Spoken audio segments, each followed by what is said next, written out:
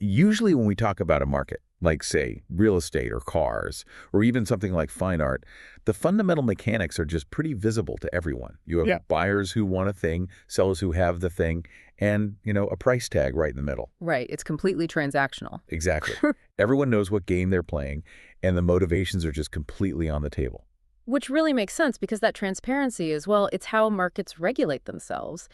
You can negotiate, you can assess the value of something, and if it doesn't work, you can just walk away. And that's the thing. When you introduce money, and I mean truly significant amounts of money, into a space governed by human emotion and altruism, the lines of transaction don't just blur a little bit. They just completely vanish. Yeah. And that is exactly what makes the sources we're looking at today so incredibly complex. For this deep dive, we're drawing on a stack of federal child welfare data. Specifically, we're looking at the Adoption and Foster Care Analysis and Reporting System, or AFCARS, which tracks kids in the system. Right, the official numbers. Exactly. Yeah. We're also looking at legislation like the Adoption and Safe Families Act, ACE-FA, and we're diving deep into the really groundbreaking scholarship of historians, journalists, and legal experts, people like Laura Briggs, David Smolin, and Catherine Joyce. So our mission for this deep dive is to sort of synthesize all this data for you, the listener, to really understand the hidden mechanics of a system that impacted hundreds of thousands of lives. And that is the world of international adoption. But to do that, we kind of have to flip the script right from the start. We really do. Because normally, the story of international adoption is told almost exclusively as a story of supply. Like, the prevailing narrative you hear is that there are orphans overseas desperately needing homes, and American families are graciously stepping up to provide them. In that version, supply is what creates the action. But the research we're looking at completely inverts that framework. The data actually shows us that this is fundamentally a story about American demand. Wow. Yeah, it's about an engine of demand that grew so powerful and so heavily funded by private wealth that it essentially reshaped global child welfare. Okay, so to understand how that engine was built, we're going to look at three specific converging forces today. First, an intense infertility squeeze right here in the United States that basically priced a lot of families out. Second, a domestic foster care system that was explicitly built to reunify biological families, not to supply infants to eager parents. Right. And third, this pervasive cultural rescue narrative that essentially suppressed critical questions and allowed immense wealth to just flow into vulnerable countries. And the central tension you really need to keep in mind throughout this whole discussion is this idea that in the international adoption market, humanitarian intent and market logic were never opposites. That's such a wild concept. It is, but the desire to do good didn't somehow hinder the market.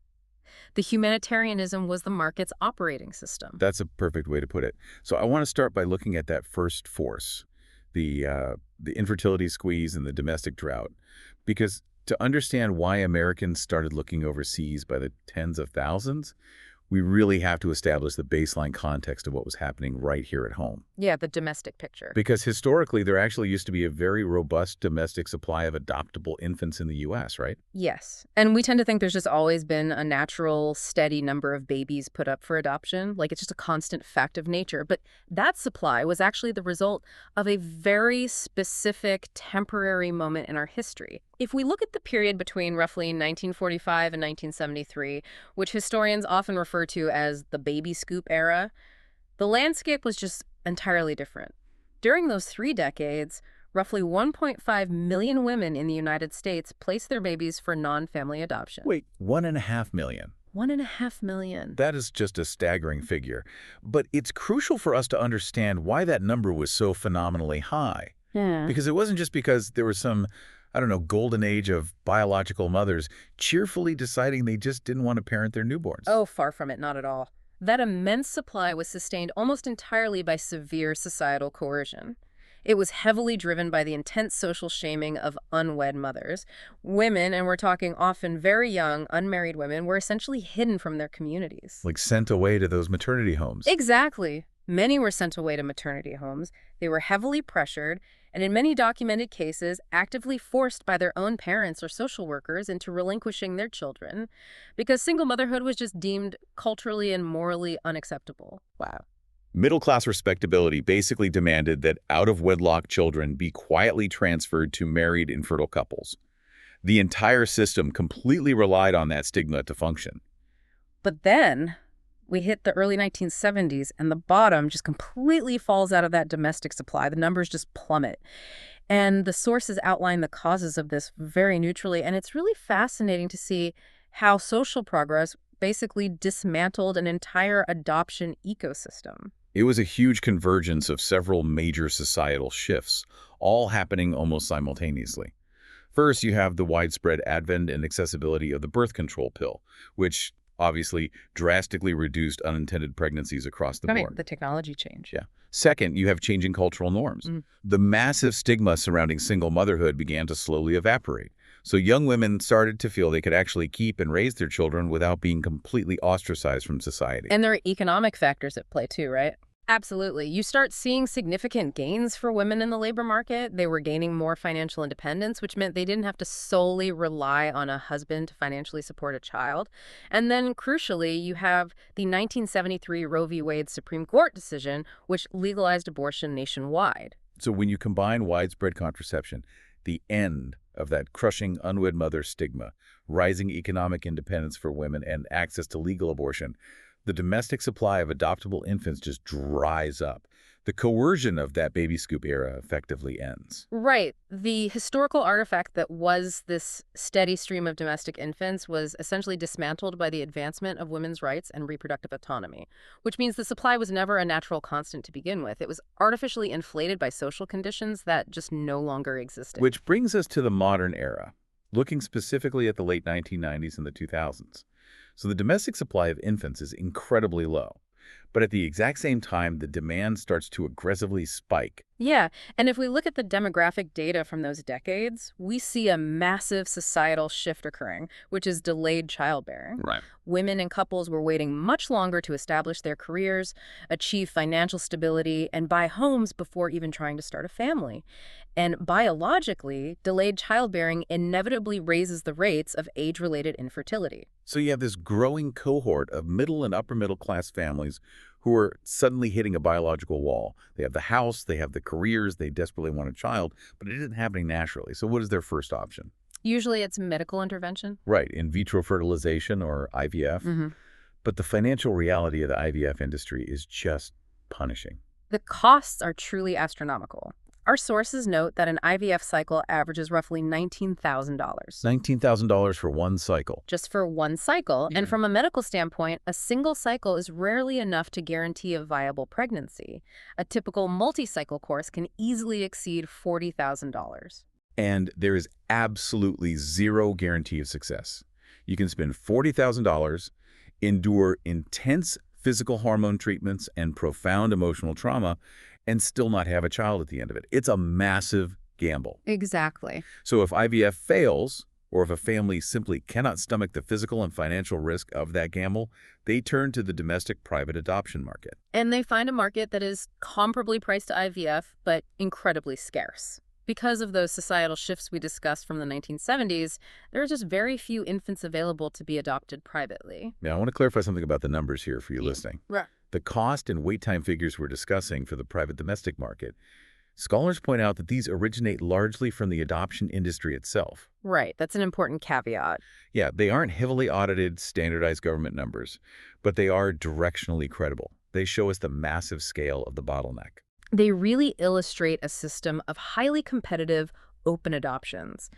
In the modern domestic private market, you often had dozens of waiting, hopeful families competing for a single available infant. Dozens. Yeah, birth mothers were essentially selecting families from glossy profile books. Prospective parents would spend thousands of dollars just to put together marketing materials about their lives. Think of this like a brutal housing market with virtually zero inventory. The buyers have the budget. They have the pre-approvals. They have this intense, aching desire to build a home. But the local supply has completely dried up. That's a great analogy. Every time a single house goes on the market, there are 50 all-cash offers. It's exhausting, it's fiercely competitive, the wait times can stretch into years, and there is no guarantee you will ever be chosen. And even if you are chosen, the birth mother can legally change your mind before the finalization. Which happens. Yeah, the emotional toll of that local market is devastating. Eventually, the buyers realize they just cannot win. So logically, if the private domestic market is tapped out and IVF is too much of a financial and biological gamble, You would think the next step for an eager family would be obvious. Why not turn to the public domestic system? Right. If the private market is effectively closed to them, the obvious question is, why not just look down the street at the local foster care agency? This brings us to the second force driving this engine of demand, the foster care bypass. The bypass, yeah. Because on paper, it seems like the perfect solution to the infertility squeeze. You have hundreds of thousands of children in state care across the country, and you have these affluent families desperate to parent. Plus, adopting from the foster care system is virtually free. The state often subsidizes the costs. So why on earth would families bypass a free domestic system to go pay tens of thousands of dollars overseas? Because the U.S. foster care system is perhaps one of the most fundamentally misunderstood institutions in the country. There is a massive public misconception that foster care is essentially a modern orphanage system, like a pipeline specifically designed for infant adoption. And it isn't. It is absolutely not that. Let's break down that misconception. If the foster care system isn't an adoption pipeline, what is its actual design? What is it built to do? By its very design, the primary overriding aim of the foster care system is family reunification. When a child is removed from a home due to abuse, neglect, or some crisis, the state's immediate goal is not to find a brand new permanent family for that child. Yeah. The goal is to provide targeted services to the biological family. Rehabilitation, addiction counseling, housing support, parenting classes, so that the biological family can be repaired and the child can be safely returned home. This philosophy is deeply encoded in the legislative framework of the child welfare system. Let's look at the historical timeline to understand how this was built. In 1980, Congress passed the Adoption Assistance and Child Welfare Act. How did that shape the system? That 1980 Act formally established the legal standard of reasonable efforts. It meant that child welfare agencies were legally mandated by the federal government to make reasonable efforts to preserve and reunify biological families before they could even consider terminating parental rights to make a child legally available for adoption. The state had to prove it tried to fix the original family first. Exactly. But then, in 1997, we get a massive, highly debated piece of legislation, RSFA, the Adoption and Safe Families Act.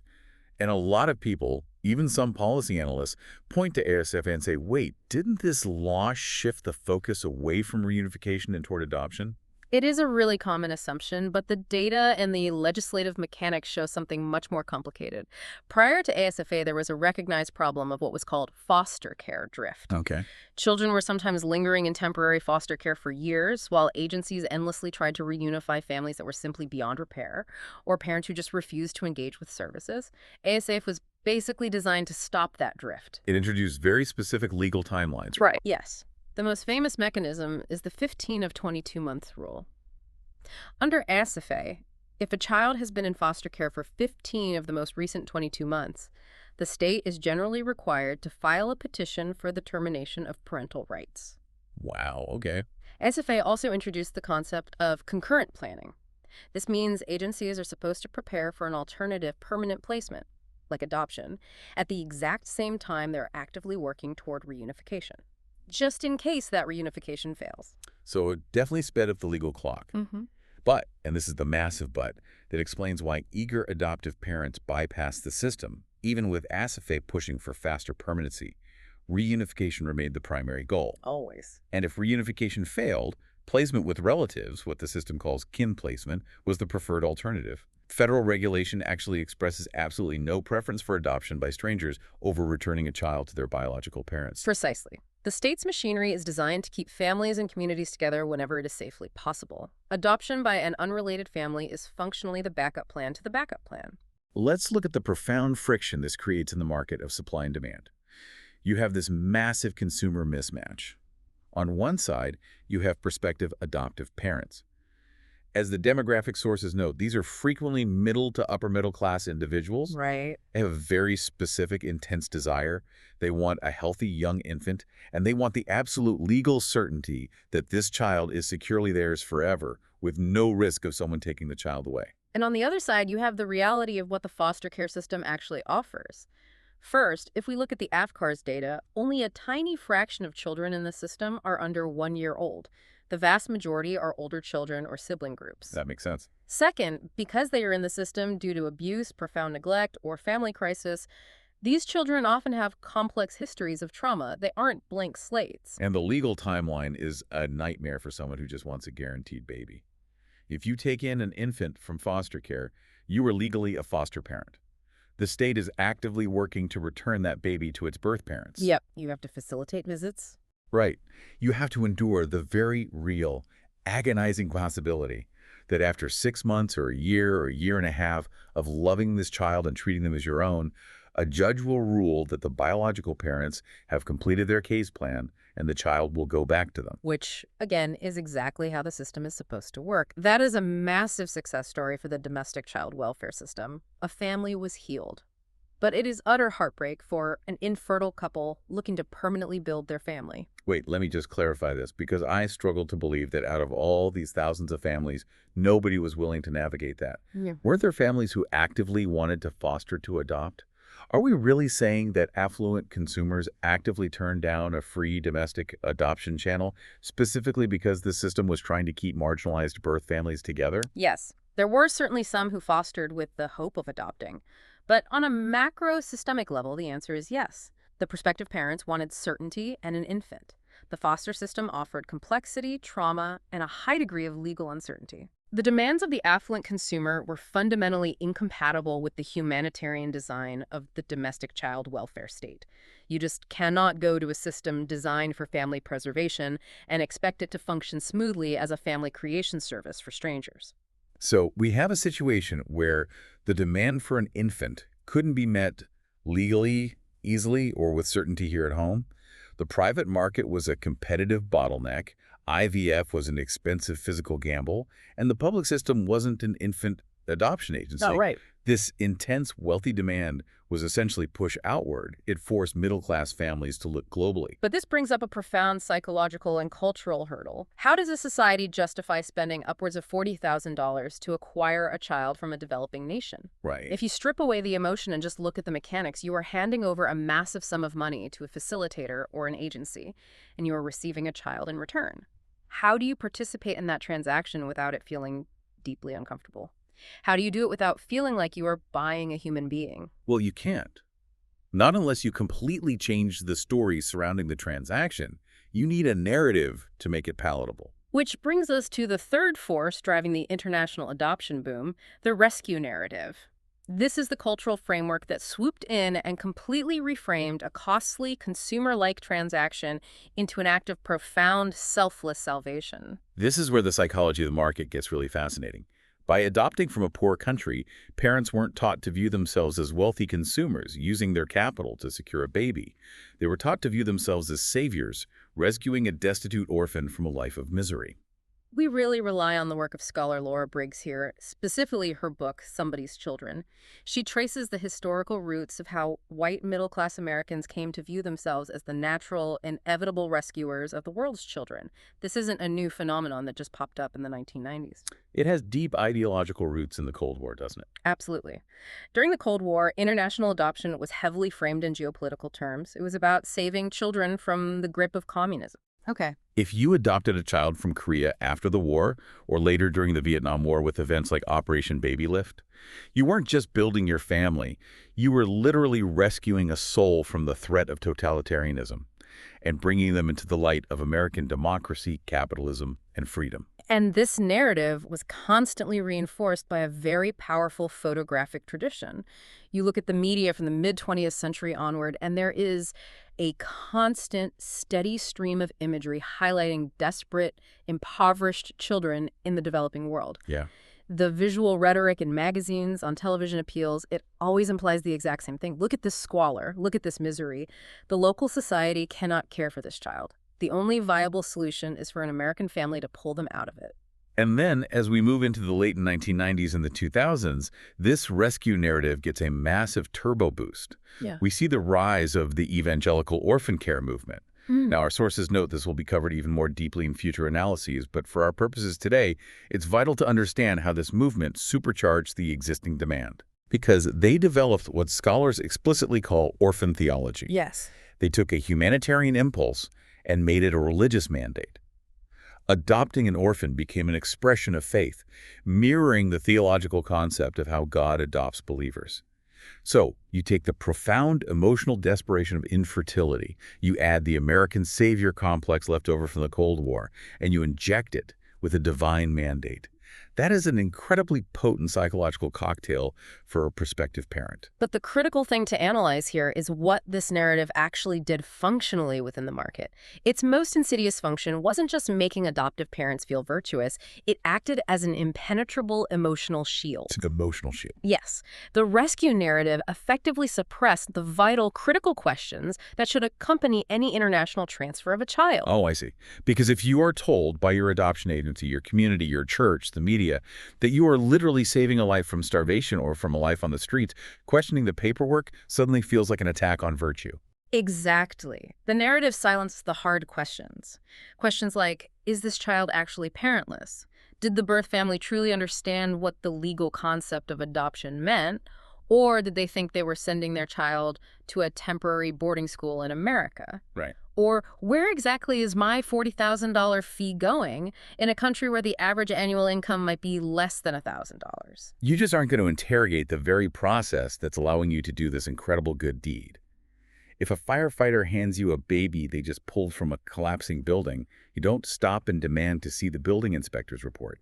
You just take the child and thank God they are safe. Wow, yes. The rescue narrative made the entire sending country look like a burning building. And this creates a massive structural blind spot. Scholars like Briggs point out that this narrative entirely prioritizes the affluent adoptive family's interests, their desires, and their feelings of benevolence, while completely de-emphasizing the structural causes of family separation in those sending countries. It focuses entirely on the symptom, not the disease. The narrative looks at a child in an orphanage in Guatemala or Ethiopia and says, this child needs an American family. It almost never stops to ask, wait, why is this child's biological family so devastated by extreme poverty, lack of health care, or global economic inequality that they had to place their child in an orphanage to begin with? And this willing blindness, this emotional shield provided by the rescue narrative, combined with an enormous influx of cash from eager American families, created an incredibly volatile economic environment in those sending nations. So you have an impenetrable shield of good intentions, and you have billions of dollars ready to be spent. What happens when you inject $40,000 fees into a desperately poor economy behind that shield? This is where we have to look at the raw economics of demand and how you manufacture supply. Because what happens when intense demand fueled by the pain of infertility and blocked by domestic systems meets an unquestioning consumer base? Willingness to pay takes over. When you read the sources, specifically looking at how Briggs and others frame the circulation of children across these geographies of unequal power, it is jarring. Because some adopter memoirs, often completely unintentionally, actually read like consumers selecting from a global catalog. Yeah, it's unsettling. They talk openly about wanting a girl, under 2 years old, from a specific region, as if they are checking boxes on a custom order form. And the facilitators and agencies operating in those countries were heavily incentivized to fill those specific orders. We have to discuss the sheer financial disparity at play here to understand the mechanics. The sources cite agency fees and processing costs ranging from $25,000 to $50,000 per adoption. To a middle-class American couple, that is a daunting amount of money, yes, but it's understood as the necessary cost of building a family. It's equivalent to buying a nice car or putting a down payment on a house. They scrape it together, they take out second mortgages, they hold fundraisers. But you have to translate that money into the local economies of poor, weak regulation countries. In many of the countries that became major sending nations during the boom, $40,000 is an astronomical sum. Right. It is generation-altering wealth. It's enough to buy political influence, bribe local officials, and fund massive networks of facilitators. And this is where the legal scholar David Smolin introduces a concept that completely revolutionized how people understand the mechanics of this system. He coined the term child laundering. Smolin's thesis is devastatingly straightforward. He argues that these high fees, flowing from the developed world to the developing world, created immense systemic incentives to obtain children through illicit means. Okay. When the bounty on a healthy infant is that high in a desperately poor region, you inevitably incentivize bad actors to procure children, in his words, through force, fraud, or financial inducement. Let's actually walk through the mechanics of that. How does child laundering operate on the ground? What do force, fraud, and financial inducement actually look like in practice? It varied by country, obviously, but the mechanisms were similar. Force could mean literal kidnapping, children taken from markets or hospitals. That's horrifying. It is. Fraud was incredibly common. A recruiter might go to a rural village and tell a struggling, perhaps illiterate mother that her child has been selected for an incredible education program in the capital city or in America. The mother signs a piece of paper she cannot read, believing she is securing a temporary education for her child. In reality, she has just signed irrevocable relinquishment papers. So she thinks she's sending her child to boarding school. But legally, she's terminating her parental rights. Exactly. And financial inducement could mean offering a struggling family a few $100s, which might represent a year's wages to them, to give up their baby. The recruiter pays the family $300, and the agency ultimately collects $30,000 from the American family. But the American family isn't buying a child from a recruiter in a village.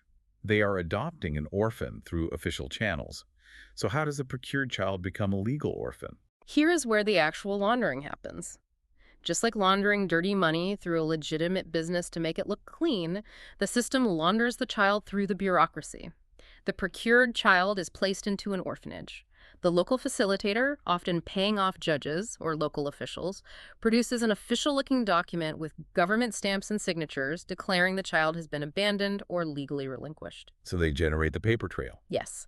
They generate a pristine paper trail that completely obscures the illicit procurement. The American family receives this official document. Their rescue narrative is validated. They are saving an abandoned orphan. They pay their $40,000 fee, and the transaction is complete. The dirty procurement is washed completely clean by the bureaucracy. The journalist Catherine Joyce documents this extensively in her book, The Child Catchers. She outlines how this dynamic created a literal boom-and-bust market in human lives. These hefty fees provided direct, undeniable incentives to artificially increase the supply of adoptable children to meet the American demand. It is the most basic law of economics applied to human beings. When demand spikes and prices rise, supply will increase to meet it. But because there wasn't a natural supply of actual parentless orphans who fit the demographic desires of Western adopters, the supply had to be manufactured. The numbers really tell the story of that boom. In 2004, international adoptions to the United States hit an all-time historical peak. 22,988 children were brought to America in a single year. Nearly 23,000 children. But look at what happens immediately after that peak. As sending countries began to realize what was happening to their populations, as journalistic exposés came out, as the rampant abuses and child laundering networks were brought to light by advocates, nations began closing their doors. We saw it happen in real time. Guatemala, which at one point was sending a massive percentage of its infants to the U.S., shut it down. Russia, Ethiopia, China, the regulations tightened dramatically, or outright bans were put in place. And the market collapsed. From that peak of nearly 23,000 in 2004, international adoptions to the U.S. plummeted by roughly 94%. If you look at the federal data for fiscal year 2023, the number of international adoptions was just 1,275. That drop is staggering. And the drastic drop isn't because there are suddenly no vulnerable children in the world. Poverty didn't end in 2005. The drop happened because the pipelines that allowed for the rapid, lightly regulated procurement and laundering of children were shut down. When the easy supply chains were cut off, the market dried up. So if we synthesize all of this, we arrive at the ultimate paradox of this deep dive. When you look at the engine of demand, you realize that the humanitarian intent wasn't corrupted by the market. It wasn't just a few bad apples ruining an otherwise good system. Right. The humanitarianism was the market's operating system. The deep, genuine, heartfelt desire of American families to do good, to rescue a child, is precisely what justified the payment of those massive fees. And those massive fees flowing into unregulated spaces are what placed literal bounties on children in vulnerable nations. It is a tragic, closed-loop feedback system. The more you want to help, the more you are willing to pay. The more you pay, the more you incentivize local actors to disrupt biological families in the developing world to provide the very child you want to rescue. The intention creates the tragedy. It is incredibly heavy to process. And to fully understand this complex dynamic, we have to recognize that the history isn't perfectly black and white. There are still fierce ongoing debates about how we interpret this entire era of global child welfare. Because while the systemic incentives for fraud were absolutely real and undeniable, the actual prevalence of corrupt placements remains genuinely uncertain. That's a crucial nuance. We aren't saying that every single one of those 23,000 adoptions in 2004 was a laundered child. Many adoptions were entirely legitimate cases of actual orphans who desperately needed care. Right. We aren't invalidating the families that were formed. But it's a fiercely contested area among scholars, child welfare advocates, and the adoption industry professionals themselves. It is. Some industry advocates argue that fraud, while tragic, was a localized problem in specific countries during specific booms, like Cambodia or Guatemala, and not representative of the whole system. Others, like Smolin, argue that the structural incentives made corruption endemic to the entire global enterprise. Which is hard to prove either way. Exactly. The frustrating reality is that because of the very nature of laundering the paperwork, because the goal of the fraud is to create legitimate-looking documents, we will likely never have an exact percentage of how many adoptions involve coercion or fraud. The paperwork all looks the same. There is also a major debate about the true motivations of the adoptive parents themselves. We've talked a lot about the infertility squeeze as the primary driver. That is generally the industry's view, that this boom was purely driven by couples who had exhausted all medical options and just wanted to be parents. But sociologists and scholars note that the motives were highly mixed. Yes, infertility was a massive foundational factor. But if it were solely about wanting any child to parent, we might have seen different adoption patterns. How so? Well, many adopters specifically preferred younger, healthier children. And the demographic data shows a strong, undeniable preference for white children when they were available, such as during the Eastern European and Russian adoption boom in the 1990s, following the fall of the Soviet Union. So when agencies report that families are adopting purely out of a selfless desire to provide a home for an unwanted child, those self-reported motives might be a bit unreliable. It's likely a complex mix of genuine altruism and a very specific, unacknowledged consumer preference for a certain type of child. We also need to delve back into the contested nature of the 1997 ASFA legislation. We mentioned it earlier regarding the domestic foster care bypass, but it remains a massive flashpoint in child welfare policy today, and the debate is fierce. Let's navigate this carefully because there are valid, passionate arguments on both sides. On one hand, you have child welfare scholars and advocates who argue that ASFA is widely misread by the public as being a pro-adoption bill, when really it was just trying to stop children from languishing in state care for their entire childhoods. Right. They see the 15 of 22 months timeline as a necessary mechanism to force the state to make a decision and give a child some semblance of permanent stability. But on the other side, you have advocates and legal scholars who argue that regardless of the original intent, ASFA's implementation on the ground has been actively harmful. They argue that the 15 of 22 months timeline is a draconian clock that actively penalizes biological parents who are struggling with systemic issues like deep poverty, lack of affordable housing, or addiction. They argue that 15 months simply isn't enough time for a parent to get off a waitlist for rehab, complete a program, secure a stable job, and find safe housing, especially when state services are chronically underfunded. Exactly. They argue that ASF prematurely and artificially severs biological families to feed the domestic adoption system. It terminates rights before parents have a realistic chance to utilize services. You need to know that ASF is viewed by some as a vital safeguard for vulnerable children and by others as a punitive engine of family destruction that targets the poor. Which brings up a fascinating unknown, a massive counterfactual to think about. Let's pretend international adoption never existed. The borders were always closed, and you could not bring a child into the U.S. from overseas.